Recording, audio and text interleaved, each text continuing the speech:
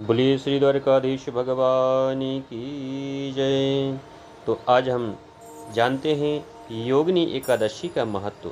वैसे तो हमारे हिंदू धर्म ग्रंथों के अनुसार एकादशी का अपना अपना अलग अलग महत्व बताया गया है और इनकी अलग अलग विशेषताएं भी बतलाई गई हैं।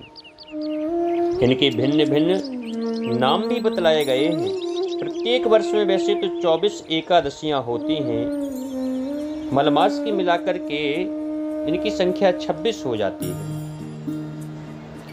इन्हीं एकादशियों में एक एकादशी आषाढ़ मास के कृष्ण पक्ष की एकादशी, जिसे हम योगिनी एकादशी कहते हैं। योगिनी एकादशी का उपवास रखने से समस्त पापों का नाश होता है तथा इस लोक में भोग और परलोक में हमें मुक्ति प्राप्त होती है।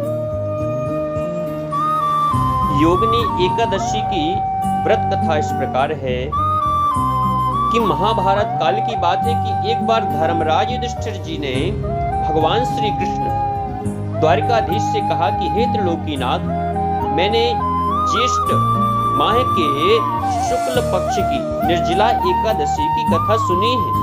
अब आप कृपा करके आषाढ़ माह के कृष्ण पक्ष की एकादशी की कथा सुनाइए। इस एकादशी का नाम तथा महात्म्य क्या है, सो अब मुझे आप विस्तार पूर्वक सुनाएं। कृपया आप उसका वर्णन कीजिए।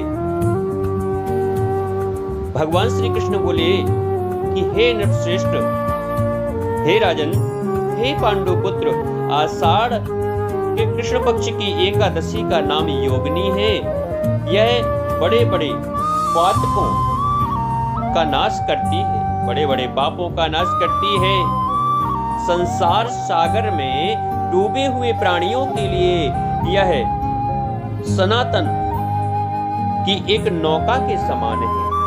तीनों लोकों में यह सारभूत व्रत है। अलकापुरी में राजाधिराज कुबेर रहते हैं। वे सदा भगवान शिव जी की भक्ति में तत्पर रहने वाले हैं और उनके यहाँ हेममाली नाम वाला एक यक्ष सेवक था। अब अपनी आंखें खोलोगी या फिर जो से पूजा के लिए फूल लाया करता था। हेममाली की पत्नी बड़ी सुंदरी थी, उसका नाम विशालाक्षी था। वह यक्ष काम पास में आबद्ध होकर के सदा अपनी पत्नी में आसक्त रहता था। एक दिन की बात है कि हेममाली मानसरोवर से फूल लाकर के अपने घर में ही ठहर गया और पत्नी के प्रेम का रसास्वादन करने लगा। अतः कुबेर के भवन में ना जा सका। इधर कुबेर मंदिर में बैठकर के शिव का पूजन करने के लिए इंतजार कर रहे थे। पूजन तो कर रहे थे, फूलों का इंतजार कर रहे थे।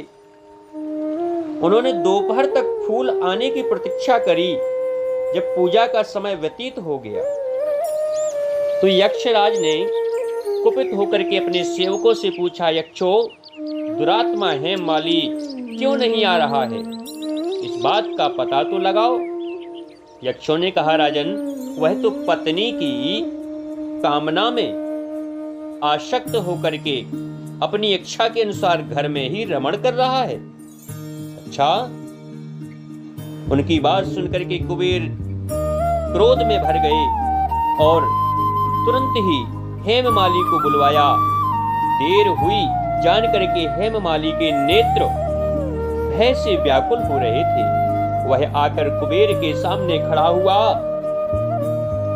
उसे देख करके कुबेर की आंखें क्रोध से मानो लाल हो गई। वे बोले, ओ पापी, अरे दुष्ट दुराचारी, तूने भगवान की अवहेलना की है।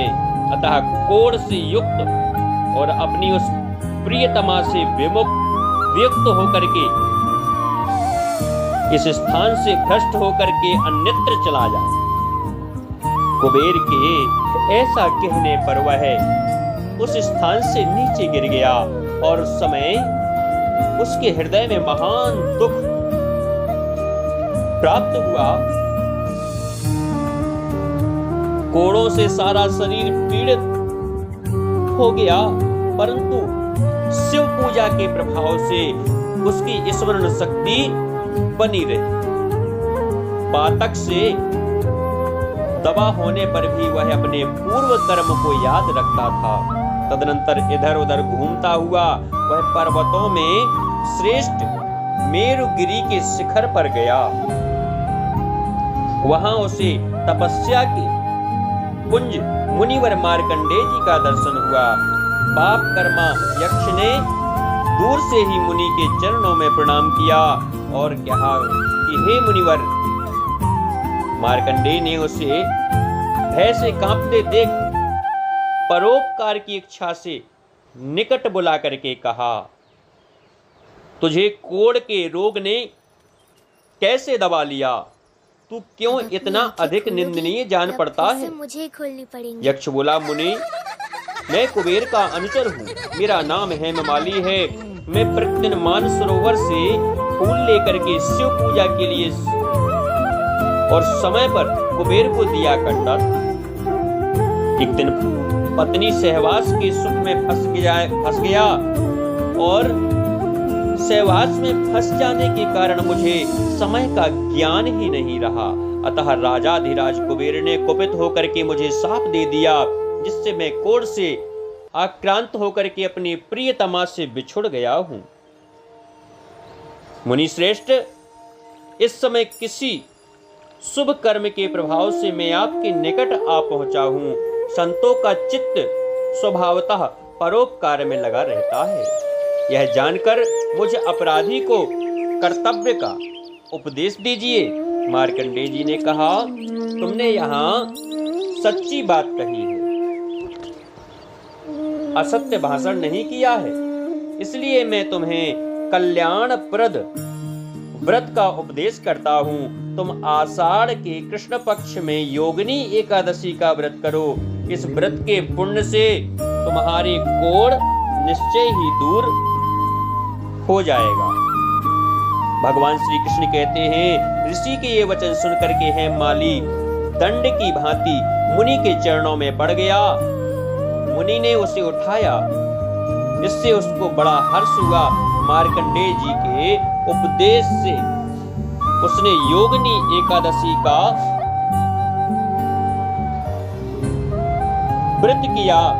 योगिनी एकादशी का व्रत किया और वह सुखी हो गया, जिससे उसके शरीर की कोढ़ दूर हो गई।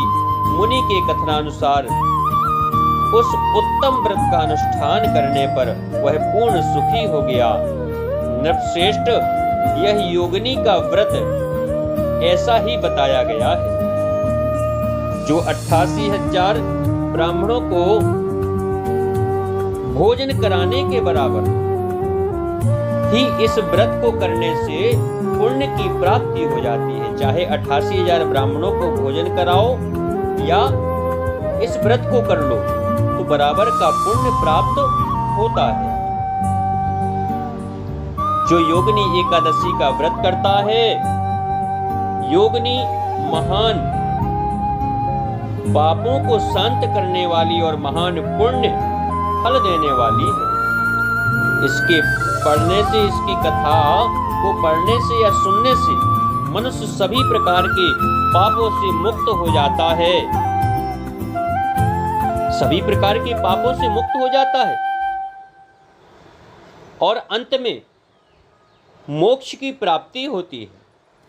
प्राणी स्वर्ग का अधिकारी बन जाता है। अपनी आंखें खोलो। बोलिए श्री द्वारिकाधीश भगवान की जय, श्री राधा रानी सरकार की जय।